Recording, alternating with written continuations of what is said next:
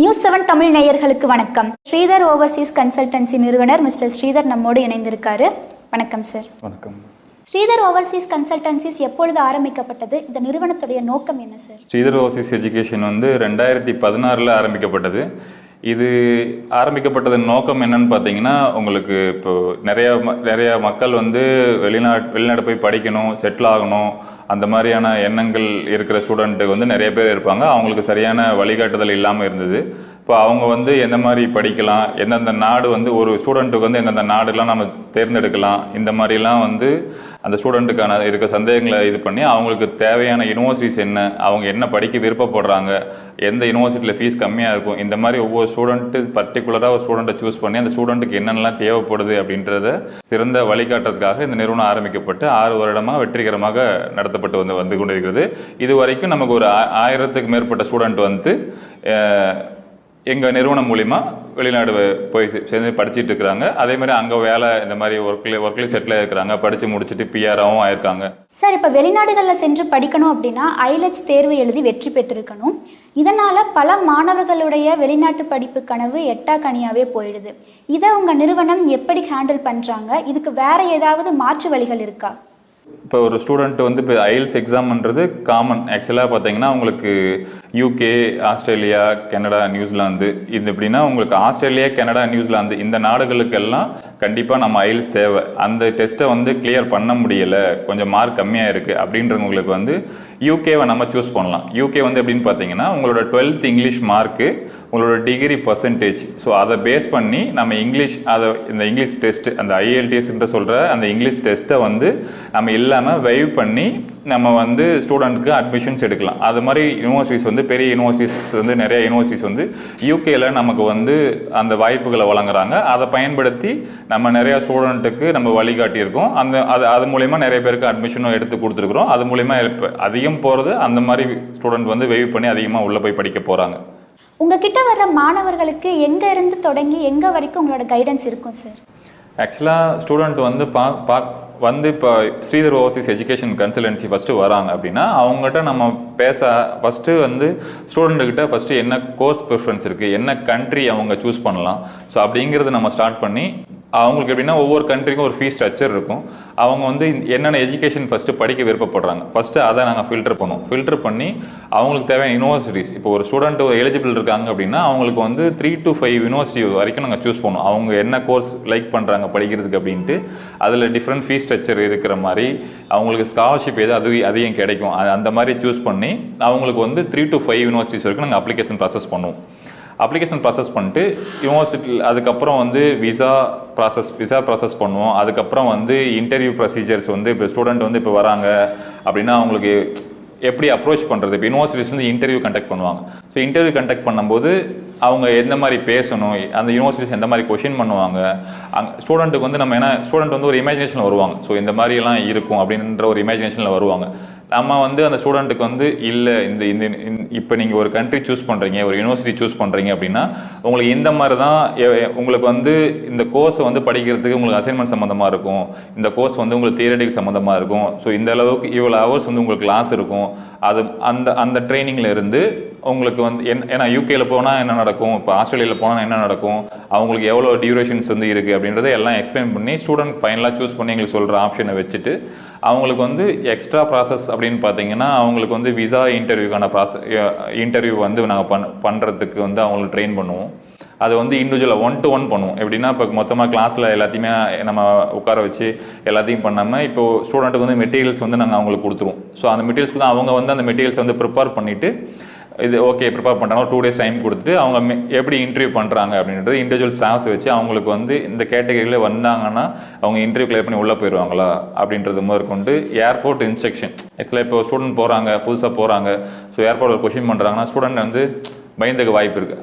அப்போது என்ன கொஷின் பண்ணுவாங்க, நீங்கள் என்ன ஆன்சர் பண்ணணும், இந்த ட்ரைனிங். அதுக்கப்புறம் அங்கே போகிறாங்க எக்ஸ்ட்ரா சர்வீஸ் அப்படின்னு பார்த்தீங்கன்னா இப்போது உங்களுக்கு சென்னை, உங்களுக்கு இந்த மாதிரி கோயம்புத்தூர் இந்த மாதிரி கன்சல்டன்சி என்ன பண்ணுவாங்க, அட்மிஷன் எடுப்பாங்க, விசா ப்ராசஸ் பண்ணுவாங்க.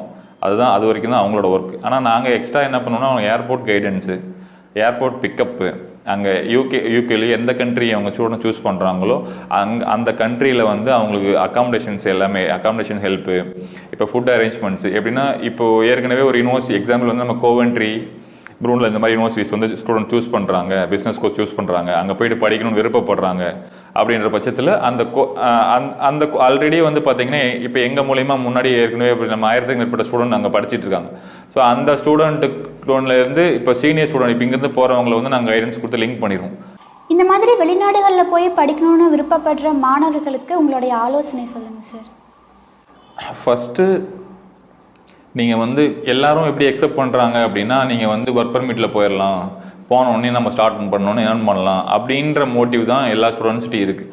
ஆனால் அது வந்து அந்த மாதிரி ரூட் வந்து ரொம்ப டிஃபிகல்ட்டான ரூட். எப்படின்னா ஆக்சுவலாக உங்களுக்கு இங்கிலீஷ் எல்லாருமே ஒரு ஓவராலாக இருக்கிற இந்த சொசைட்டியில் இருக்கிறது எப்படி அப்படின்னா, கல்ஃப் கண்ட்ரியில் இருக்க மாதிரி டேரெக்டாக நம்ம இங்கேருந்தே நம்ம இங்கிலீஷ் கண்ட்ரிக்கும் ஒர்க் பர்மிட் கிடைக்கும், நம்ம இங்கேருந்தே மூவ் ஆயிடலாம் அப்படின்ற ஒரு மைண்ட் செட் வந்து நிறைய பேருக்கு இருக்குது. ஏன்னா அந்த மாதிரி வந்து இப்போ இங்கிலீஷ் கண்ட்ரிக்கு ஒர்க் பர்மிட்ஸ் வந்து ரொம்ப கம்மி. ஒரு சில ஒர்க் பர்மிட்ஸ் மட்டும்தான் அவங்க அவைலபிள், அதுவும் ரொம்ப சூஸ் பண்ணி தான் பண்ணுவாங்க. ஏன்னா அவங்க மோஸ்ட்லி ஸ்டூடெண்ட்ஸை லைக் பண்ணுறாங்க. இப்போ ஒரு ஸ்டூடெண்ட்டாக உள்ளவர் வச்சு அதில் ஸ்கில்டு ஸ்டூடெண்ட்டாக அவங்க சூஸ் பண்ணிக்கிறாங்க. எல்லா கண்ட்ரியுமே பார்த்தீங்கன்னா ஸ்டூடெண்ட் இன்டேக் எடுக்கிறாங்க, அதில் வந்து நல்ல ஸ்டூடெண்ட்ஸ் எல்லாத்தையுமே ஒர்க்குக்கு எடுத்துக்கிறாங்க. ஸோ அதனால் மோஸ்ட்லி இங்கேருந்து ஒர்க் பர்மிட்டுக்கு அவங்க அங்கே எடுத்துகிட்டு போகிறது இல்லை, அது வந்து ரொம்ப கம்மி. இப்போ வந்து இப்போ ஒரு 100 பேர் மைக்ரேட் ஆகுறாங்க இந்தியாவிலேருந்து, ஒரு ஆவரேஜ் சர்வேல பார்த்தீங்கன்னா உங்களுக்கு வந்து ஒர்க் பர்மிட்டு உங்களுக்கு பிஆர் விசாவில் போகிறவங்க 3 to 5% தான். ஸோ இவங்க மட்டும்தான் உங்களுக்கு வந்து இதில் போகிறாங்க. மற்றவங்க எல்லாமே ஸ்டூடெண்ட் வயாக உள்ளே போயிட்டு எல்லாமே செட்டில், 95% வந்து ஸ்டூடெண்ட் வயாக போய் அங்கே செட்டில் ஆகிறவங்களோட எண்ணிக்கை தான் அதிகம். அதனால் கரெக்டான ரூட்டு சூஸ் பண்ணணும் அப்படின்றது ஸ்டூடெண்ட் ரூட்டுன்றது. இன்னொரு விஷயம் என்னன்னு பார்த்தீங்கன்னா, அவங்க வந்து இப்போ யூனிவர்சிட்டி அப்படின்றது வந்து அது வந்து ப்ராசஸ் வந்து எப்படின்னா, இப்போ ஒர்க் பர்மிட்ஸ் அப்படின்னா அது வந்து இப்போது ஸ்டூடெண்ட்டுக்கு வந்து கம்பெனியில் என்ன நடக்குது அப்படின்ற டீட்டெயில்ஸ் தெரியவே தெரியாது. ஏன்னா ஏஜென்ட்டுக்கு மட்டும் தான் தெரியாது. இப்போ நாங்கள் பண்ணுற ஸ்டூடெண்ட் விசாவோட ப்ராசஸ் எல்லாம் எப்படி இருக்கும் அப்படின்னா, ஸ்டூடெண்ட்டுக்கும் என்ன நடக்குது அப்படின்றது ஸ்டூடெண்ட் யூனிவர்சிட்டிலேருந்து டேரக்ட் கம்யூனிகேஷன் ஸ்டூடெண்ட்டுக்கும் நடந்துட்டு இருக்கும். ஸோ எங்களுக்கும் தெரியும், சேம் சைடு வந்து ஏன்னா நம்ம எக்ஸ்பீரியன்ஸ்னால நாங்கள் என்னென்னலாம் நடக்குது மைனூட்டாக தெரியும். ஸ்டூடெண்ட்டுக்கும் எங்களுக்கு என்னென்ன வந்து மெசேஜ் வருது, என்னென்னலாம் நடக்குது அப்படின்றத வந்து சேம் வந்து ஸ்டூடெண்ட்டுக்கும் தெரிஞ்சிடும் அந்த விஷயங்கள். ஸோ அப்போது ஸ்டூடெண்ட்டுக்கு வந்து இதெல்லாம் நடக்குது, ப்ராசஸ் போயிட்டுருக்கு. அதே மாதிரி ஒரு யூனிவர்சிட்டி ஃபீஸ் பேமெண்ட் பண்ணுறாங்க அப்படின்னாலும் ஸ்டூடெண்ட்டோட அக்கௌண்ட் இல்லை ஸ்டூடெண்டோட பேரண்ட்ஸ் அக்கௌண்ட்டில் மட்டும் தான் அக்செப்ட் பண்ணுவாங்க. அது நேராக அவங்க யூனிவர்சிட்டிக்கு பேமெண்ட் பண்ணுவாங்க.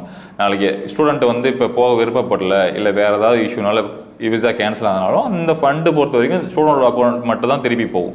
நாங்களாம் நினச்சாலும் எங்கள் அக்கௌண்ட்டுக்கோ இல்லை வேற ஒருத்தர் அக்கௌண்ட்டுக்கோ நம்ம வாங்க முடியாது. ஸோ அதனால் இந்த ப்ராசஸ் ஃப்ளோ வந்து 100% சக்ஸஸ் ப்ளஸ் வந்து செக்யூர். ஏன்னா ஒரு எல்லாருக்கும் எப்படி இருக்குன்னா, மோஸ்ட்லி எக்ஸ்பெக்ட் பண்ணுறது எப்படி எக்ஸ்பெக்ட் பண்ணுறாங்க அப்படின்னா, உங்களுக்கு வந்து நாங்கள் இவ்வளோ ஃபண்டு செலவு பண்ணுறோம், இவ்வளோ மணி செலவு பண்ணுறோம், இது செக்யூரா?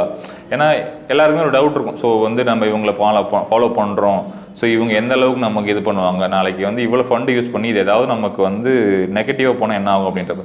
ஸோ இது ஸ்டூடெண்ட் விசா அப்படின்றதுனால நமக்கு அதில் ஸ்டூடெண்ட் விசா பொறுத்த வரைக்கும் அந்த டவுட்டை நம்ம படவே தேவையில்லை. ஏன்னா எந்த பேமெண்ட்டுமே எங்ககிட்ட பண்ண போகிறதில்ல. ஸ்டூடெண்ட்லேருந்து அட்மிஷன் வர்றதும் ஸ்டூடெண்ட்டுக்கு வந்து ஸ்டூடெண்ட் ஐடியிலேருந்து எந்த காலேஜ் அட்மிஷன் கிடச்சிருக்கு, அந்த காலேஜை பற்றி ரிவ்யூ வந்து அவன் கூகுள்லையோ இல்லை அவன் ஃப்ரெண்ட்ஸ்கிட்டையோ எல்லாத்தையுமே தெரிஞ்சுக்கலாம். எங்கள் மூலியமாக அவங்களுக்கு எல்லா எக்ஸ்ப்ளனேஷனும் கொடுப்போம். ஈவன் வந்து எங்களை கிராஸ் செக் பண்ணுறதுக்கு ஸ்டூடெண்ட் விசாவை பொறுத்த வரைக்கும் அவங்களுக்கு 100% இருக்குது. ஸோ அவங்க எப்படி வேணாலும் நம்ம கிராஸ் செக் பண்ணிக்கலாம். அட்மிஷன்ஸ் வந்து நம்ம ஒரு யூனிவர்சிட்டி ஆஃபர் லெட்டர் கொடுக்குறேன்னா ஸ்டூடெண்ட் நேராக அந்த யூனிவர்சிட்டிக்கு மெயில் பண்ணி அவங்க அட்மிஷன் கன்ஃபார்மாக இருக்கா இல்லையான்றதை செக் பண்ணிக்கலாம். இதுவரை எவ்வளவு மாணவர்களை ஸ்டூடெண்ட் விசா அப்புறம் டிபெண்டன்ட் விசாவில் வெற்றிகரமாக அனுப்பி வச்சிருக்கீங்க சார்? ஆக்சுவலாக நம்ம ஆரம்பத்துலேருந்தே பார்த்தீங்கன்னா, இப்போ இங்கே நம்ம அதிகம் அப்ரோச் பண்ணுறதுன்னு பார்த்தீங்கன்னா 70% வந்து ஸ்டூடெண்ட்டு, 30% வந்து டிபெண்டோடு தான் வருவாங்க. ஏன்னா எப்படின்னா மேரேஜ் ஆகிட்டுருக்கும், ஸோ அவங்க ஹஸ்பண்டும் கூட போகணும்னு நினைப்பாங்க. டிபெண்ட் சிங்கிளாக போகிறவங்க அப்படின்றது மேரேஜ் ஆகி படித்து முடித்த உடனே போகிறாங்க அப்படின்றவங்க ஒரு 70% அப்படின்னா இது வரைக்கும் ஒரு ரெண்டுமே சேர்த்து ஒரு 1200 ஸ்டூடெண்ட்ஸ் வந்து இது வரைக்கும் எனக்கு ஆல் ஓவர் த வேர்ல்டு வந்து நம்ம அனுப்பிச்சிருக்கோம். இது வரைக்கும் கரண்ட்லி அனுப்பிச்சிருக்கோம். இதில் டிபெண்ட் விசாவுக்கு பார்த்தீங்கன்னா உங்களுக்கு நிறைய பேர் மிஸ்டேக் பண்ணுறனால இந்த டிபெண்ட் விசா வந்து பண்ண முடியாது, ஸோ டிபெண்ட் விசா வந்து அலோவ் பண்ண மாட்டாங்க, இதெல்லாம் இருந்தால் வந்து பண்ண முடியாது அப்படின்ற மாதிரிலாம் இருக்கும். ஸோ இப்போ டிபெண்ட் இருக்கா போயிட்டு இப்போ குழந்தைய கூப்பிட்டு போகிறாங்க, அவங்களுக்கு செக்யூரிட்டி என்ன? ஸோ இந்த மாதிரி பயத்தினால என்ன பண்ணுவாங்கன்னா குழந்தைங்களை கூப்பிட்டு போக மாட்டாங்க. அதனால் ஆனால் அந்த பயத்தெல்லாம் போக்கி இப்போ ஆல்ரெடி அங்கே இருக்காங்க, ஒரு ஃபேமிலி இருக்காங்கன்னா இவங்க இங்கே இருந்து ப்ராசஸ் பண்ணும்போது, விசா ப்ராசஸ் பண்ணும்போது இவங்களோட அவங்க லிங்க் கொடுத்துரும், ரூம் அரேஞ்ச்மெண்ட்ஸும் எல்லாமே பண்ணி கொடுத்துரும். இப்போ ஒரு ஸ்டூடெண்ட் வந்து பார்த்தீங்கன்னா 5 இயர்ஸ்க்கு மேலே இருக்காங்க, ஒரு கிட் இப்போ ஸ்டூடெண்ட் போகிறாங்க, ஸ்டூடெண்டோட கிட்டு 5 இயர்ஸ் வரைக்கும் பார்த்தீங்கன்னா உங்களுக்கு ப்ளே ஸ்கூலில் வந்து பேமெண்ட் பண்ணுற மாதிரி இருக்கும். 5 இயர்ஸ்க்கு மேலே இருக்கிற எல்லா கிட்டுக்குமே, இங்கேருந்து போகிற ஸ்டூடெண்ட்டோட கிட்டுக்கு எல்லாத்துக்குமே எஜுகேஷனை வந்து யூகேயில் வந்து ஃப்ரீயாக கொடுக்குறாங்க. ஸோ இதை வந்து நான் கொஞ்சம் அவங்க சொல்லும்போது, ஸோ இதில் வந்து இன்னும் கொஞ்சம் மேரேஜ் ஆனவங்க கொஞ்சம் ஒரு இப்போ ஏஜ் அதிகமாக இருக்க, இப்போ 30க்கு இருக்கும், 30 இப்போ வந்து ஒரு இந்த ஃபீமேலுக்கு வந்து 30 இருக்குது அப்படின்னா கூட அவங்களோட ஸ்டூடெண்ட்டு, ஏன்னா இங்கே படிப்பு கெட்டு போயிடும், ஏன்னா இப்போ இங்கேருந்து கூட்டு போகிறாங்க, கூட்டு போகும்போது உங்களுக்கு படிப்பு கெட்டு போயிருக்குமோ, இல்லை ஃபீஸ் வந்து எஜுகேஷன் ரொம்ப அதிகமாக இருக்குமோ அப்படின்லாம் ஃபீல் பண்ணுவாங்க. ஸோ அதெல்லாம் நாங்கள் வந்து என்ன பண்ணுவோம், இல்லை நீங்கள் இங்கே படித்தா தான், இங்கே படிக்கிறத விட அங்கே படிக்கிறது உங்களுக்கு செலவே கிடையாது, 5 வயசுக்கு மேலே இருக்கிறவங்க எல்லாத்துக்குமே எஜுகேஷன் ஃப்ரீ, நீங்கள் ஸ்டூடெண்ட்டாக லீகலாக கண்டினியூ பண்ணால் போதும், உங்கள் ஹஸ்பண்ட் வந்து 40 ஹவர்ஸ் வந்து லீகலாக ஒர்க் பண்ணிக்கலாம், நீங்கள் 20 ஹவர்ஸ் லீகலாக ஒர்க் பண்ணிக்கலாம், உங்கள் கிட்டுக்கும் எஜுகேஷன் ஃப்ரீ. ஸோ இந்த மாதிரி ஃபெசிலிட்டிஸ்லாம் நம்ம அவங்களுக்கு எக்ஸ்பிளைன் பண்ணி ஏன்னா குழந்தை வந்து ஃபேமிலி பிரிஞ்சு இருக்கிறது, இங்கே இருக்கிறதுங்க ரொம்ப கஷ்டம். ஸோ அதே மாதிரி ஸ்டூடெண்ட் போகும்போதும் சேர்ந்து தான் போகணுமா அப்படின்னா டிபெண்டோட அப்படி கிடையாது. இப்போ வந்து ஸ்டூடெண்ட் வந்து இப்போ மேல் இன்டேக் போகிறாங்க அப்படின்னா அவங்களோட கிட்டு வந்து மிட் ஆஃப் த எஜுகேஷனில் இருப்பாங்க. ஸோ எப்படின்னா இப்போ 1வது 2வது படிக்கிறாங்க, ஃபஸ்ட் ஸ்டாண்டர்ட் படிக்கிறாங்க அப்படின்னா, ஸோ அப்போ தான் அவங்கள டப்புன்னு டிஸ்கண்டினியூ பண்ணிட்டு அங்கே போக முடியாது. அப்போ என்ன பண்ணலாம், ஒரு 3 மந்த்ஸ் கழிச்சு கூட வந்து இவங்க வந்து அவங்க டிஃப்ரெண்ட்டாக கூப்பிட்டுக்கலாம். டிஃப்ரெண்ட் அப்படின்னா அவங்க ஸ்டடியில் வந்து ஒரு 2 இயர்ஸோ 1 இயர்ஸோ இருக்காங்க அப்படின்னா, அந்த ஸ்டடி முடிகிறதுக்கு 3 மந்த்ஸுக்கு முன்னாடி டிபெண்ட்டாக எப்போ வேணாலும் ப்ராசஸ் பண்ணி எடுத்துக்கலாம். அதனால் வந்து நமக்கு இப்போ ஸ்டூடெண்ட் இருக்காங்க, அவங்க திடீர்னு ஒரு மேரேஜ் பண்ணுறாங்க அப்படின்னா அவங்க வந்து அவங்க ஒய்ஃபை கூட்டு போக முடியுமா? ஒரு 2 இயர்ஸ் ஸ்டடி இருக்குது, ஒரு 1 இயர் வந்து அவங்க படித்து முடிச்சிட்டாங்க, இன்னும் 1 இயர் எஜுகேஷன் இருக்குது, அந்த டைமில் ஊருக்கு மேரேஜ் ரெடி ஆகுது அப்படின்னா ஊருக்கு வராங்க. ஸோ அவங்க டிஃப்ரெண்ட் அவங்க கூட்டு போக முடியுமா? கண்டிப்பாக கூட்டிகிட்டு போகலாம். வந்துட்டு மேரேஜ் பண்ணிட்டு மேரேஜ் சர்டிஃபிகேட்ஸை வச்சுட்டு ப்ராசஸ் பண்ணிவிட்டு இமீடியட்டாகவே அவங்களை கூட்டிகிட்டு போகலாம். இதில் ஒரே ஒரு ரெஸ்ட்ரிக்ஷன்ஸ் என்ன அப்படின்னு பார்த்தீங்கன்னா, PSW இருக்காங்க, போஸ்ட் ஸ்டடி ஒர்க்கில் இருக்காங்க, ஸ்டூடெண்ட் வந்து எஜுகேஷனை முடிச்சிருப்பாங்க, அவங்க போஸ்ட் ஸ்டடியில் இருப்பாங்க. ஸோ போஸ்ட் ஸ்டடியில் இருக்கும்போது டிபெண்ட் ஆட் பண்ண முடியுமானா ஆட் பண்ண முடியாது. ஸ்டூடெண்ட்டாக இருக்கும்போது மட்டும்தான் அவன் டிபெண்ட்டாக ஆட் பண்ண முடியும், அது மட்டும்தான் பாசிபிள். வெளிநாடு கல்வி குறித்து நிறைய தகவல்களை எங்களோட பகிர்ந்துக்கிட்டீங்க. நன்றி சார். நன்றி.